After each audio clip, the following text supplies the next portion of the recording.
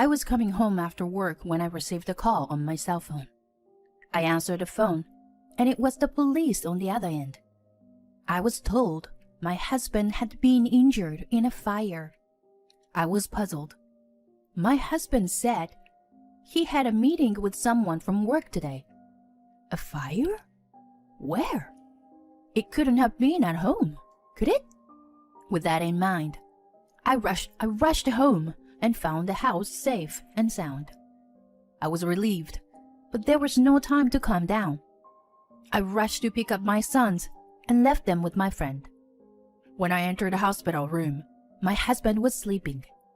His burns didn't look too bad for a fire. His doctor told me that it would heal in a few weeks. They said it was the broken bones that were the worst. My husband jumped from the second floor to escape the fire. The impact fractured his spinal cord, and there is a possibility that he will be permanently injured. After the doctor's explanation, I was on my way back to the hospital room. Then the nurse approached me. "Oh, about his friend? She had made it to the next room." "His friend? She? What do you mean?" I was puzzled and asked the nurse who that woman was. She said that the person and my husband were in the same fire, and they were brought together. I asked my husband, "Sean, where did the fire happen?" Sorry. That's work-related, so I can't tell you. I'd rather you go home and bring me a change of clothes." "Huh? Why?" "Why? You're my wife. You're supposed to take care of me." "I don't give a damn about it. You never take care of me or the kids, even when we're very sick. Don't expect me to take care of you." While my husband was talking about this kind of nonsense, the door to the hospital room opened. I was a little confused when someone I knew walked in. "My name is Jane. My husband Sean and I have 2 sons, aged 3 and 5. I am 34 years old and have been working for the company I joined when I was 22 years old. My husband used to work for an IT company, but left about a year ago. He wanted to work in a more modern way. He left the company without consulting me, and we argued. I blamed him more for not consulting me about the income than for the fact that we are a family. He just told me not to worry, and that our income would increase. After he left the company, he started freelancing from home. At first, it seems to be going well, but then he started slacking off. He would stay up late at night playing video games in his workroom. When I would ask him when he was working, he always had no answer. "I can't tell you about my job, even if it's a family member, as there are confidentiality issues."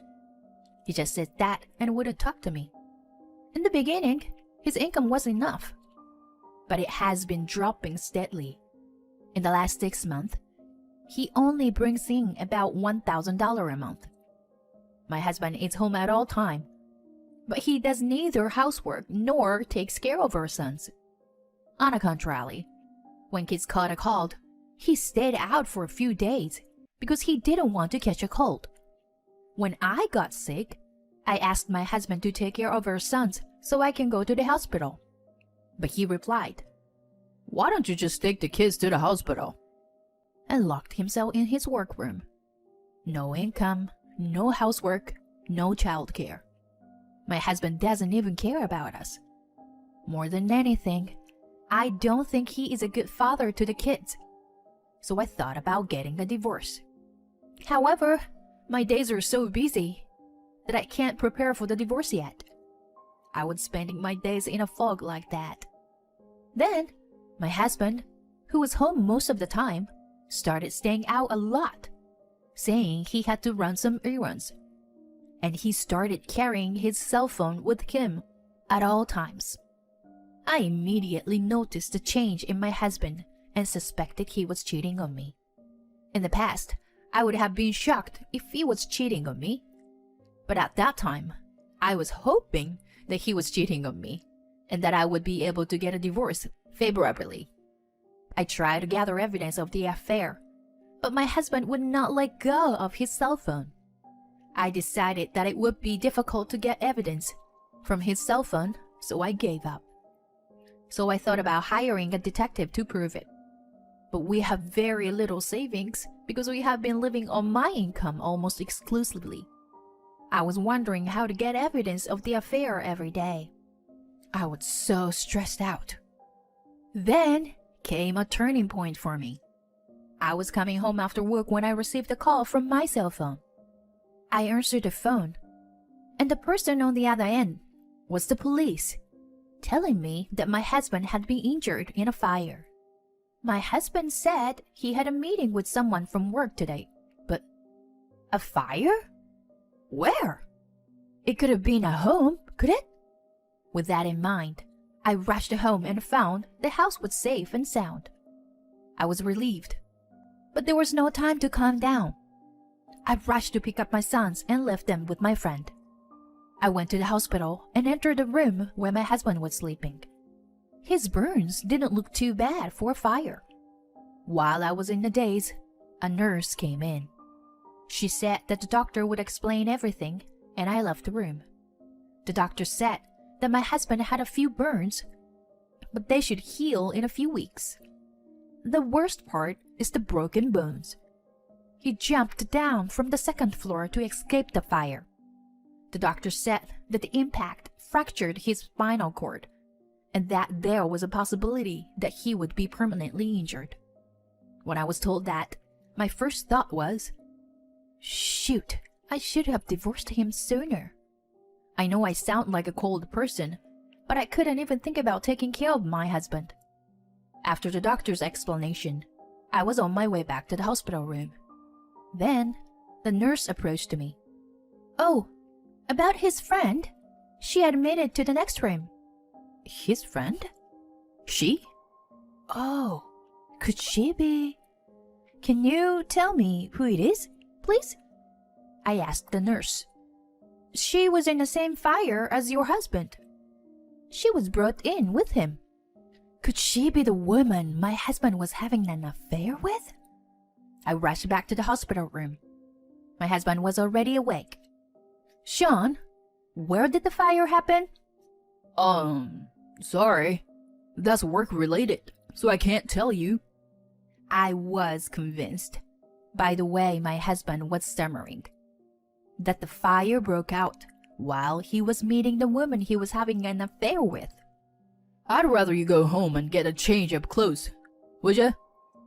Huh? Why? Why? You're my wife. You're supposed to take care of me. I don't give a damn about it. You never take care of me with the kids, even when we're very sick. Don't expect me to take care of you. While my husband was talking about this kind of nonsense, the door to the hospital room opened. The man who came in was Mr. Howard, the husband of my mom friend, Amanda. I was a little confused to see someone I knew come in. It seemed Mr. Howard had seen me entering the hospital room and came to greet me. Yes, it was Amanda, one of my mom friends, who was admitted to the next hospital room. I looked at my husband in surprise, and his face turned completely pale. He looked away from me. So, that's what it is. My husband was having an affair with Amanda. I was speechless. Amanda was a good friend of mine ever since our kids started to go to the same kindergarten. She even came to our house with her kids. I introduced her to my husband at the time. So my husband must have known that she was my friend. I told Amanda that my husband had been cold lately and that I suspected him of cheating on me. She had a serious look on her face, nodding her head and listening to me. What the hell was she thinking? Was she going to figure out how much I knew about the affair? I suppressed my desire to beat my husband and Amanda up and question them right there. Instead, I greeted Mr. Howard. You must be Amanda's husband, right? Your wife has always been a great friend to me. Oh, yes. I'm sorry. I'm a little confused here. I just heard that your wife and my husband were in the same fire. My husband won't tell me where the fire happened, and... Do you know anything about this? I asked Mr. Howard. Then he glanced at my husband and said to me, So, your husband was also in the fire, right? My apology. The fire happened in my house. What? Really? Was that your house? I had no idea my husband was there. When I looked back at my husband, he hid under the covers. Well, Jane, I think I need to talk to you. Do you have a few minutes? Yes, I was going to ask you the same. I had a pretty good idea of what Mr. Howard was going to talk about. We went to a cafe near the hospital. He told me that he was gathering evidence. One day, he had looked inside Amanda's cell phone and found something. There was a picture of her and my husband, looking like they were in love. Mr. Howard said that he had also asked the private detective to keep an eye on Amanda and collect the further photos of the affair. I also told Mr. Howard that I had suspected that my husband was cheating on me for a long time, and I had no idea who his affair partner was. When I told Mr. Howard that I was going to divorce my husband, he agreed to help me. 2 days later, Mr. Howard and I headed for the hospital together. My husband and Amanda were still in the next room to each other, but Amanda came to my husband's hospital room as if she thought nothing had been discovered. Thank God, Amanda! You look well. I came to see you the day before yesterday, but you were on the bed rest, so I couldn't talk to you. How do you feel? Are you alright? Yes, I'm okay. I broke my shoulder, so I have to rest for a while though.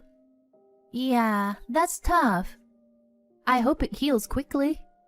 You'll need money from now on, right? Huh? Well, yeah. The kids are still small, so... That's right. You have to pay child support, right? Get well soon, Amanda. Good luck with the job hunting, too. Amanda didn't know what I was talking about and was confused. Hey, what are you talking about? I hope you brought my change of clothes, did you? Of course, I didn't. What? You're really useless. Didn't I tell you the other day I wouldn't take care of you anymore? I brought you this today. Saying that, I took the divorce papers out of my bag. Huh? Are you divorcing me? Are you abandoning your husband because I might be permanently injured? No, it wasn't because of the injury. The day you were taken to the hospital, you said you had a business meeting. Then, why were you at Amanda's house? That's because, well, you know, I only didn't tell you. But Amanda is one of my business associates. We were discussing things at their house, and the fire happened. That's all. Are you that stupid that kind of excuse would work? I already know about the relationship between you and Amanda. No matter how many excuses you make, you'll just look ridiculous. My husband became upset and started to talk back at me. Shut your mouth. Don't make a fuss over just one affair. Besides, what are you going to do after the divorce?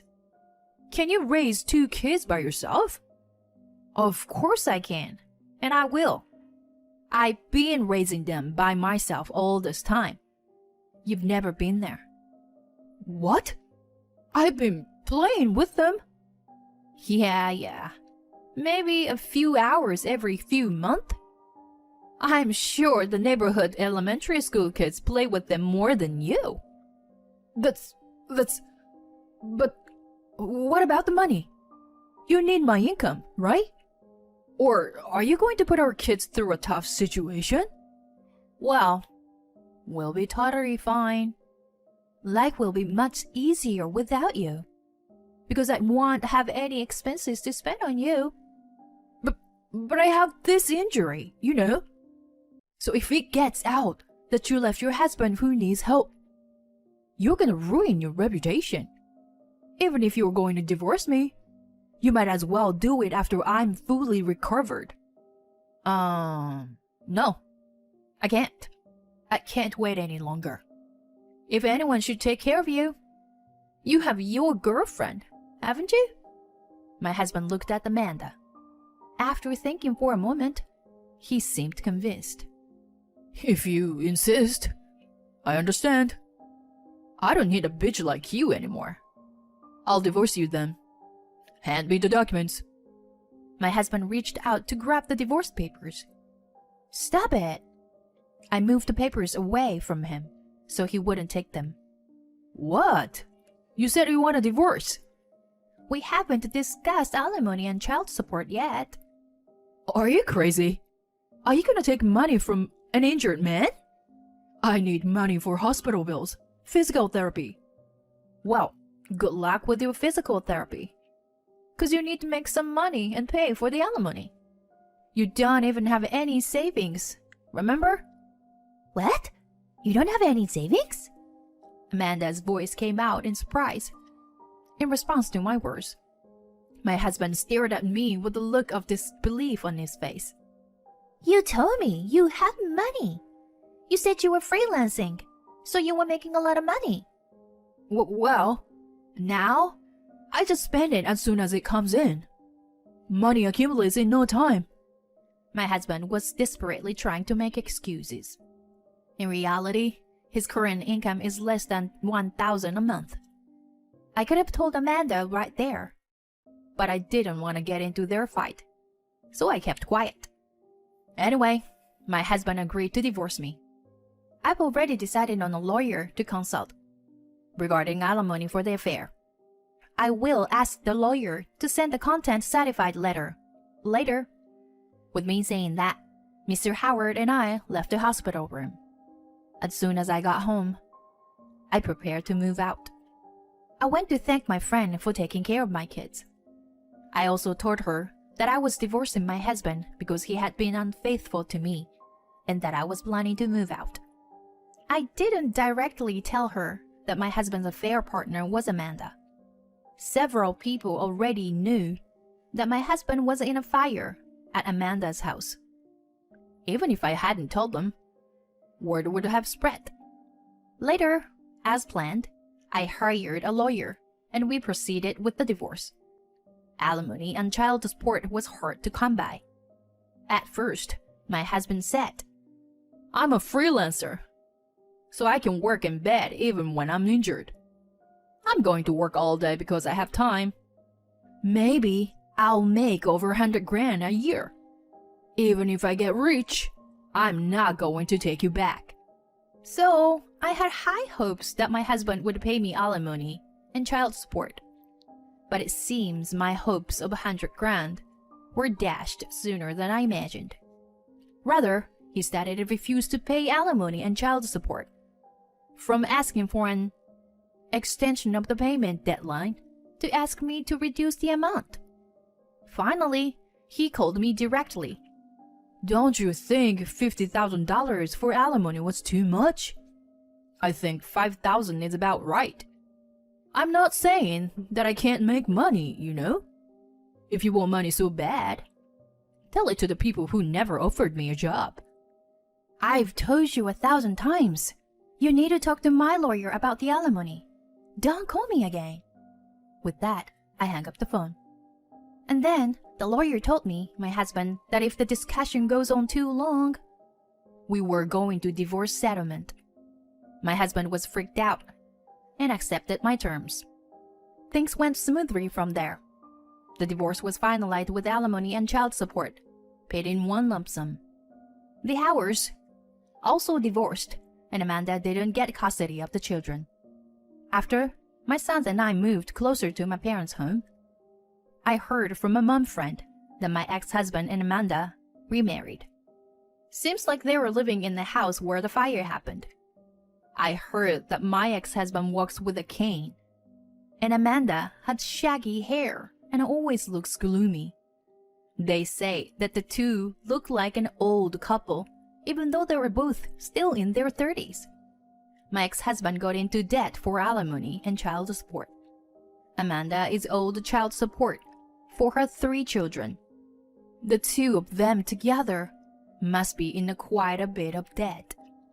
But I don't feel sorry for them, because I reduced his bill to my husband quite a bit on the condition of a lump sum payment. I am happy to finally leave my ex-husband.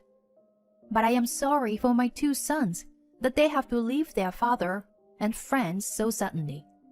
At first, they were confused by the new place.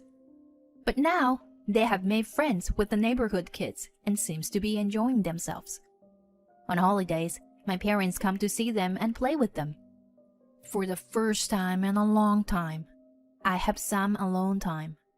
I have more time, money, and energy than I did when I was with my ex-husband.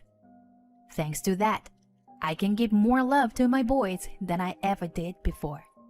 Thank you for watching till the end. Please subscribe to our channel if you like.